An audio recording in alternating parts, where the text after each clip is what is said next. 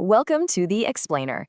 Today, we're stepping right into a high-stakes 16th century intellectual courtroom, and the defendant, art itself, specifically the art of poetry. We're going to break down Sir Philip Sidney's seminal Renaissance text, An Apologie for Poetry, which was written right around 1580. Now, Sidney wasn't just some guy with a pen. He was the absolute archetype of the Renaissance man.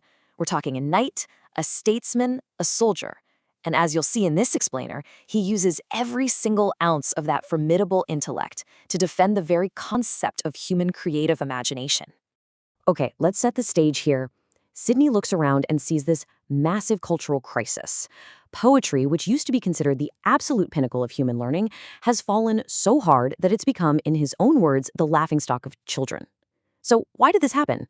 Well, poetry was taking heavy fire from Puritan critics. The loudest among them was a minister named Stephen Gosson, who published this totally scathing attack called the School of Abuse. Gosson basically argued that poetry was just a frivolous, sinful waste of time. Poor poetry was literally on the ropes and desperately needed a top-tier defense attorney. Section 1. Poetry on Trial, the Case for the Defense. To save poetry, Sidney realizes he can't just stand up and say, "Hey, it's fun to read." No, he has to fundamentally rebuild its entire reputation from the ground up. So he starts with Exhibit A, the historical fact that poetry was the first light giver to ignorance. Sidney points out that the earliest Greek philosophers, think heavyweights like Thales, Pythagoras, Parmenides, they weren't writing dry academic papers. They expressed their profound visions in verse. Even historians like Herodotus and philosophers like Plato had to borrow the fashion and the weight of poetry just to make their ideas accessible to normal people. Sidney's point here is brilliant. Hard knowledge is really tough to swallow. Early thinkers had to use the sweet, pleasurable disguise of poetry, almost like a Trojan horse, just to get their ideas through the gates of popular judgment. Section 2. The Golden World. Redefining the poet. So Sidney shifts his argument from history over to ancient tradition. He wants to establish this incredible precedent of how past, highly advanced civilizations deeply revered the artist. And he starts with a really powerful etymological punch. The Romans used the word vates to describe a poet, and that translates directly to a diviner, a foreseer, or a prophet. The Romans literally considered poets to be touched by the divine. And Sidney backs this up with some heavy theological ammunition, pointing out that the Psalms of David in the Bible are, by very definition, a divine poem.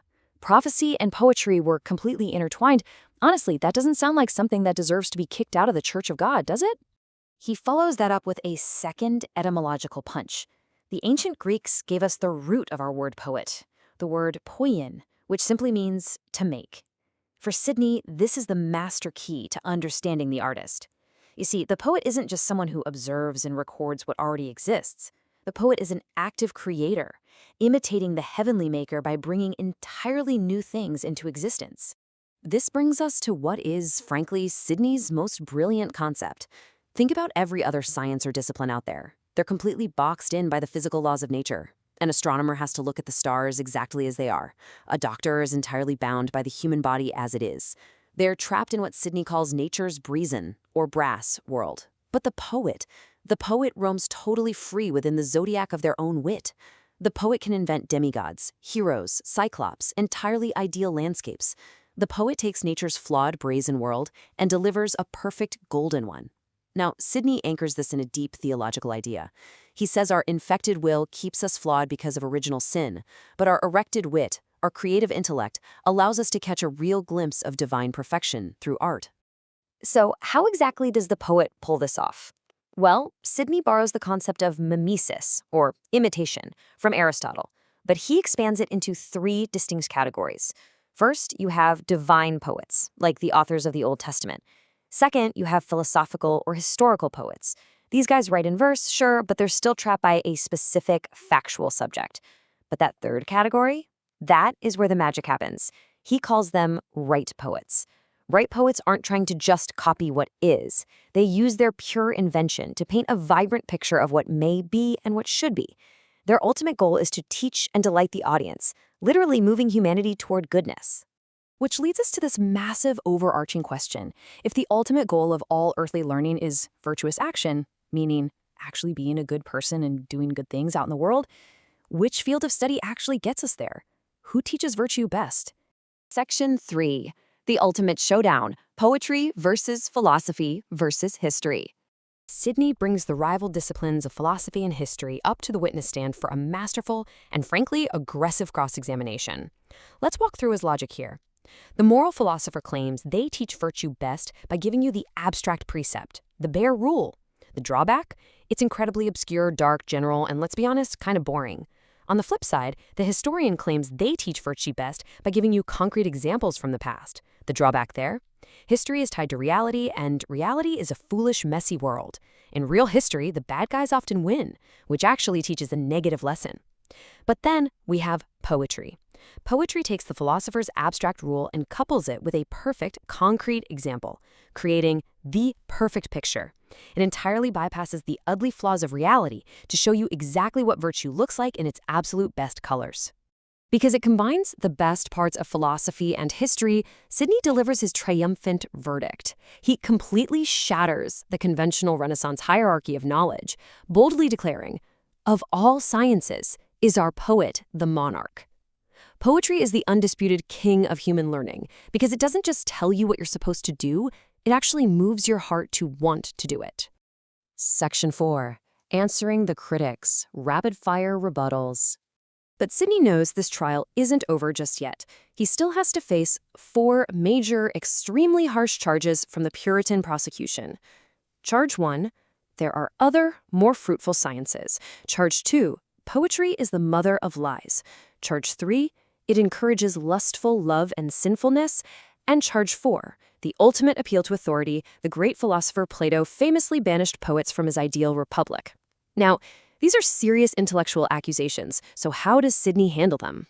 He handles them with what is arguably his most famous knockout punch, declaring that the poet nothing affirms, and therefore never lieth.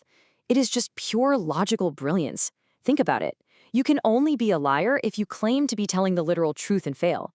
A historian claims to tell the truth, but the poet is writing allegorically, they're writing figuratively. They are presenting a world of what if. Since the poet never once claims their golden world is historically factual, they literally cannot be accused of lying. So what about the charge that poetry encourages sin? The critics say poetry abuses man's wit. Sidney totally flips the script. No, corrupt individuals, man's wit, abuses poetry. He points out that people can and frequently do abuse the literal word of God to breed heresy and blasphemy. But that obviously doesn't mean the Bible itself is bad, right? The fault lies completely with the corrupt user, not the pure art form. And as for Plato, Sidney notes that Plato wasn't attacking poetry itself. He was attacking the abuse of it by specific poets of his day who were spreading false, problematic opinions about the gods. Section 5, the final verdict. Elevating the mind. Having defended his client, systematically dismantled the prosecution's arguments, and literally crowned poetry the monarch of learning, Sidney shifts his tone. He takes a moment to reflect on the actual state of art in his own time. And he laments that despite poetry's divine nature, the current state of English poetry is pretty impoverished, overrun by what he calls base men with servile wits. He wants to make it abundantly clear that true poetry is not just casually rhyming a few words together on a page. It requires intense dedication. It requires art, meaning natural genius. It requires imitation, deeply studying the great models of earlier writers. And it requires exercise, rigorous, unrelenting practice. Because poetry has such a heavy theological and moral aim, it demands incredible discipline. Sidney ends his defense not just with a summary, but with a warning. And frankly, it's a curse. He begs the reader not to scorn this sacred art, and he curses those possessed of so earth-creeping a mind that it cannot lift itself up to look to the sky of poetry. It is such a profound, provocative thought. Art, at its absolute best, isn't just mindless entertainment. It is the very mechanism by which we pull ourselves out of the mud of our daily reality and imagine a better, more virtuous, golden world. So the question Sidney leaves us with across the centuries is pretty simple. Are you content to be an earth creeper, or will you allow art to lift your mind to the sky? Thank you so much for joining me on The Explainer.